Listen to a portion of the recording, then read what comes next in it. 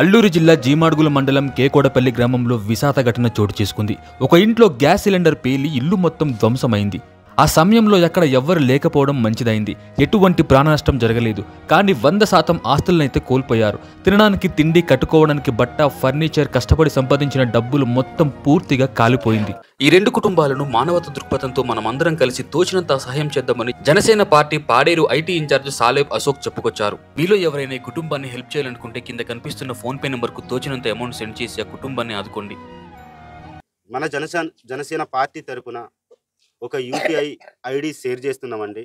మీకు తోచినంత మేరకు రాష్ట్ర వ్యాప్తంగా ఎంతో కొంత మనం ఫండ్ రైజ్ చేసి ఆ కుటుంబానికి మనం ఆదుకునేటటువంటి ఆలోచన చేద్దాం. జరిగిన దానికి మనం ఏమి చేయలేము, కానీ మన వంతు ఏం చేయాలనే దాని మీద రాష్ట్ర వ్యాప్తంగా మన జన సైనికులైనటువంటి సోమేల్ సింహాచలం, భాస్కర్ రావు ఆ రెండు కుటుంబాలకు మనకు తోచినంత ఎంత తోస్తే అంత ఉన్నంతలో ఒక యూపీఐ ఐడి షేర్ చేస్తున్నాము. కింద డిస్క్రిప్షన్లో ఇస్తాము, లేదా థంబ్నెయిల్లో మేము ఆ యూపీఐ ఐడి షేర్ చేస్తాము. దయచేసి అందరూ కూడా స్పందించి మానవత దృక్పథంతో మీకు తోచినంత చేయగలరని నేను పదే మిమ్మల్ని వేడుకుంటున్నాను.